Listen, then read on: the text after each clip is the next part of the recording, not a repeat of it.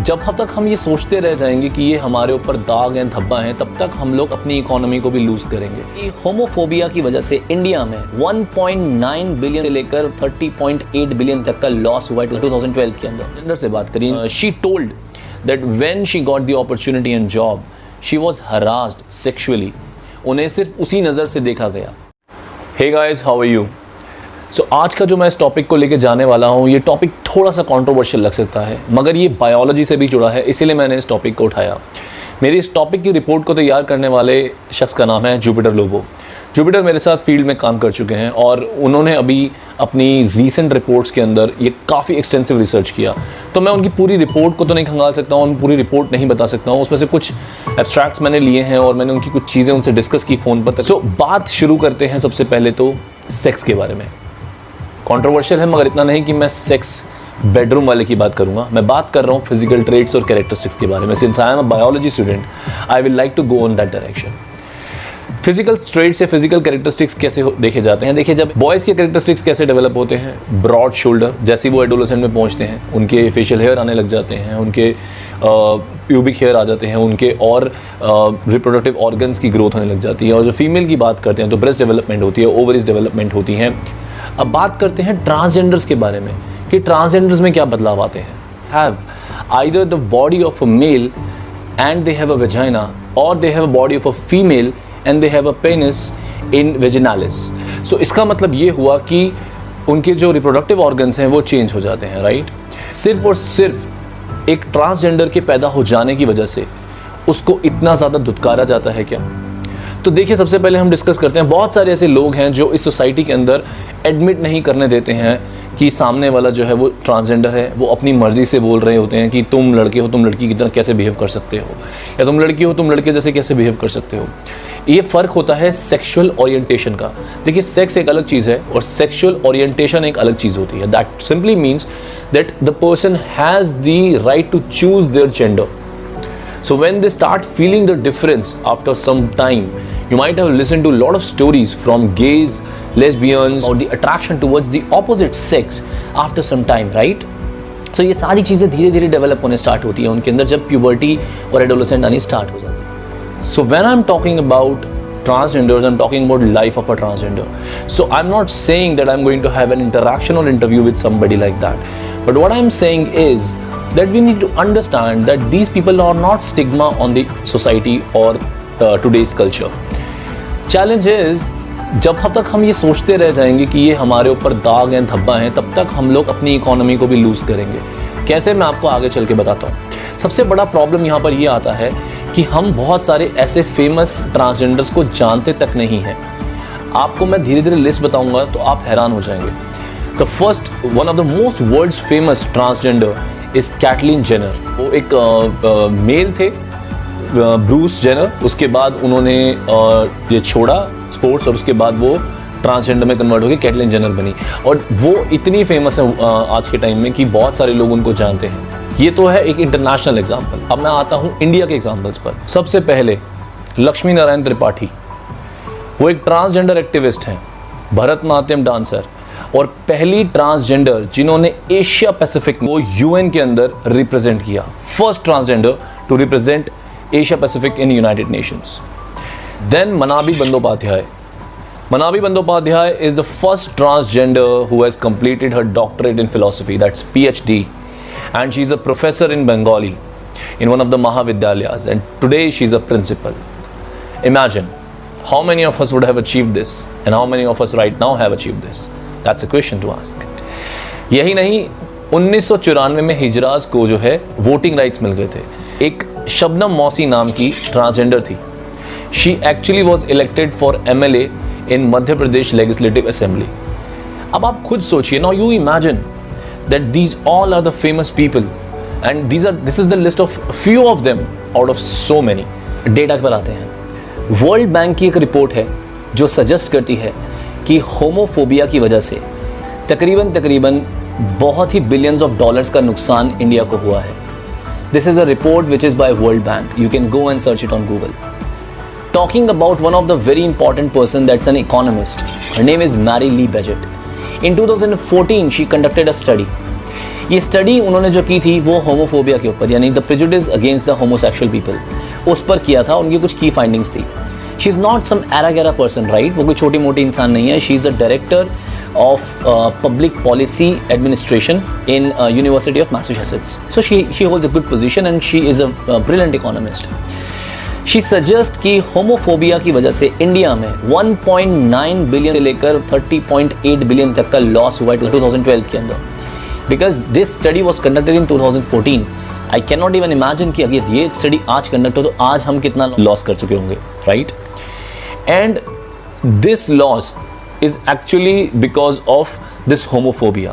We do not understand the kind of impact it is going to put on the people who are facing that kind of issue.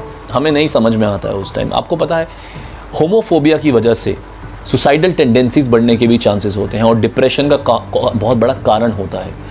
और ली budget का ही कहना है कि उनकी finding से भी ज़्यादा खतरनाक इम्पैक्ट पड़ सकता है इकोनॉमी पे होमोफोबिया की वजह से। सो ये एक छोटा सा एग्जांपल है। अब आप कहेंगे कि कैसे पॉसिबल हो सकता है यार, इतना कैसे हो सकता है, how can this be possible, you know, this is something which doesn't seem relevant. How these people are going to help economy? People can actually help in better economy by working hard. आप कहेंगे कि नौकरी दी तो जाती है। आप जानते हैं ये एक बहुत ही क्लोज इंटरेक्शन रहा है मेरे कलीग का, जिन्होंने वहाँ जाके कुछ ट्रांसजेंडर से बात करी। She told that when she got the opportunity and job, she was harassed sexually. उन्हें सिर्फ उसी नज़र से देखा गया। अब कोई तो ये बोलेगा कि इनकी आदत होती है ऐसा करने की, मगर ऐसा नहीं है। उनको भी इज्जत और रिस्पेक्ट चाहिए, वो ज़िंदगी जीना चाहते हैं, मगर ऐसा हम लोग सोच नहीं पाते हैं बिकॉज हमारे दिमाग में एक प्रेजुडिस होता है, ट्रांसजेंडर है। This is for those people who believe that this is something which is unnatural. Unnatural बोलते हैं ना, दो चीज़ें हैं। एक तो वो जो लॉ कार्नल रिलेशनशिप का जो बना है, मैं उस पर भी आता हूँ। उससे पहले मैं आऊँगा बहुत इंपॉर्टेंट फैक्टर के बारे में कि ये नेचुरल नेचर में होता है या नहीं होता। शुरुआत करें एनिमल्स से। 1500 से ज़्यादा स्पीशीज़ एनिमल्स की जो हैं, they are of same sex pair या बाइसेक्सुअल या वो इस तरह की एक्टिविटीज़ में इंडल्ज रहते हैं। नहीं मालूम था ना, 1500 से ज़्यादा species. Now imagine dwarf chimpanzees, जो हमारे सबसे ज़्यादा क्लोज रिलेटिव्स हैं ह्यूमन के, जिनसे हमारा इवोल्यूशन हुआ है, they are bisexual. Flamingos, they are monogamous. Bottle nose dolphins, 75% bottle nose dolphins जो होती हैं वो सेम सेक्स पेयर में रहती हैं and they some of them also mate for the entire life. Vampire bats, sea lions, killer whales, 90% of killer whales are bisexual. Some of the penguins, 5 to 10% born in a captivity, they were seen to be bisexual. Bugs and spiders की 110 species में से 85% species bisexual हैं. Snell's, बोनोबो monkeys, ऐसे बहुत सारे species हैं जिनके मैं आपको एग्जांपल दे सकता हूँ. मेरा कहने का मतलब ये नहीं है कि हम लोग जानवर हैं. मेरा कहने का मतलब ये है कि हम इवॉल्व वहाँ से हुए हैं और ये नेचर के अंदर शुरू से है. ये नेचुरल है. ये उन लोगों के दिमाग में डालने के लिए है जिन्हें ये लगता है कि ये नेचुरल नहीं है, ये अननेचुरल है. This is not unnatural, this is nature. खैर, आप और मैं ट्रांसजेंडर्स के लिए शायद अभी तक कुछ नहीं कर पाए हैं, but there is an organization formed in 2009. This organization was formed in regard to saving the sexual minorities from discrimination. The goal of the organization was to let the people who are transgenders or sexual minorities to live in a peace, harmony, and people should be treating them equally without discrimination. They should get their rights. They should be heard properly. This is Payana organization, and this organization was instrumental in forming Sarathya, basically a federation of 21 district level community based organization CBO. So they made a survey on stigma and discrimination on the sexual minorities, and this survey was a cross-sectional type of study, and total 100 was the sample pool in this, and the respondents were the binary gender, men and women. Now these were hijras, these were kothis, pantis, and so on and so forth. So what were the findings of the studies? All these hijras, kothis, pantis, double decker MSNs, they all were aware of their individual identities. They all had faced stigma and harassment from family members, gundas, policemen, society, and I'm not saying it's 100%, somewhere it's 20%, somewhere it's 16%, somewhere it's 9%, but it exists. And you know what? ये शायद आपको हिला देगा। Family इसमें सबसे बड़ी culprit पाई गई। 85% cases में फैमिली मेंबर्स ने या तो उन्हें जायदाद से बहाल कर दिया, बेदखल कर दिया, या फोर्स मैरिज करवाई गई, या उनकी डिग्निटी लॉस हो गई। गवर्नमेंट डिपार्टमेंट्स में भी ना इन लोगों को कुछ ऐसा एक्सेस नहीं मिलता जितना आपको लगता है कि मिलता होगा। They are devoid of a lot of laws and they are devoid of lot of opportunities, and that is why higher rate of depression, higher rate of suicides, higher rate of going towards sexual activities, trying to earn and living for themselves and indulging in these activities. 2014 में Supreme Court came up with something, some guidelines, some suggestions and recommendations, and उन recommendations के अंदर उन्होंने साफ-साफ बताया, they told very clearly that what should we do and what should be done in this case. So one is to broaden the scope of sex, the gender identity and sexual orientation. So from now on, biological sex also include gender identity as well as psychological sex. No one can be discriminated against the ground of sexual orientation. There should be no restriction on wearing any kind of dress they want.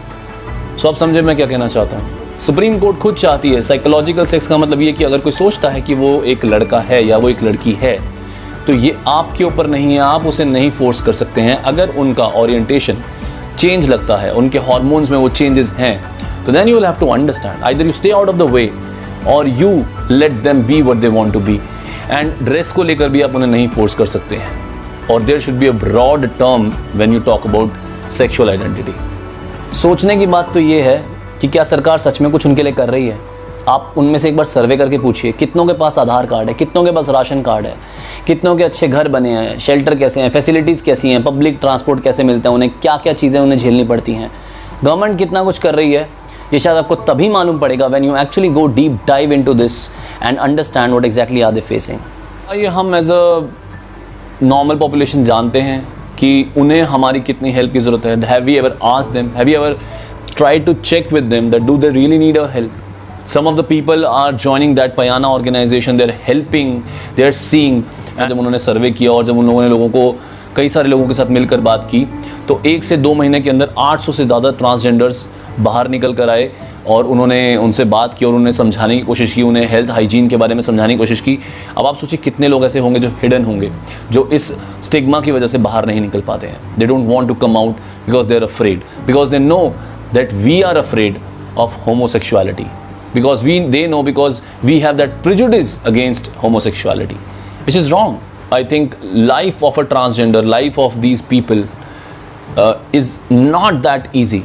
हालांकि मैंने एक video ज़रूर बनाया, मुझे ये topic बहुत अच्छा लगा। मैं कोशिश पूरी करूंगा कि अगर मेरे बस में हुआ या मैं कहीं पर भी इस तरह की किसी ऑर्गेनाइजेशन से जुड़ सका, I will try my level best to do something for them. क्या ऐसा कुछ किया जा सकता है, कोई ऐसा सोर्स बनाया जा सकता है जहाँ पे ट्रांसजेंडर्स की भी मदद की जा सकती है। दूर से बैठकर सिर्फ ये सोच लेने से कि सब चीज़ें अच्छी चल रही हैं, इसका मतलब अच्छी नहीं चल रही होती। The reason I picked up this topic is not just because it is something related to biology, it is also which is something related to society. And I think as a person who lives in a society, as a human being, it's our moral duty to understand if somebody is right now a sexual minority or any other minority, it's our moral duty to at least help these people. Right guys, thank you so much for tuning in. My only point was to sensitize this issue which is related to our society and our community.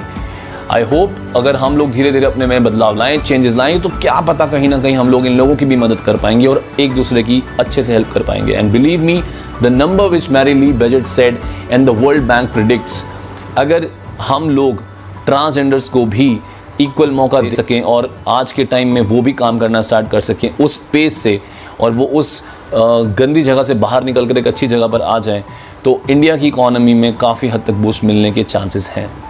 So thank you so much. I would request, अगर आपको ये video अच्छा लगा है, आपको कुछ भी इसमें बेनिफिशियल लगता है, तो like, subscribe, share and comment, and do let me know if you really want to understand about anything on biology, zoology, botany forefront. अगर आपको लगता है कोई ऐसी डिजीज स्टेट के बारे में आप जानना चाहते हैं जिसमें आपको ज़्यादा इंटरेस्ट है, do let me know, because मेरा मेडिसिनल प्लांट्स और बायोलॉजी में काफ़ी ज़्यादा इंटरेस्ट है, and I put up so many videos, informative videos on that. Thank you so much.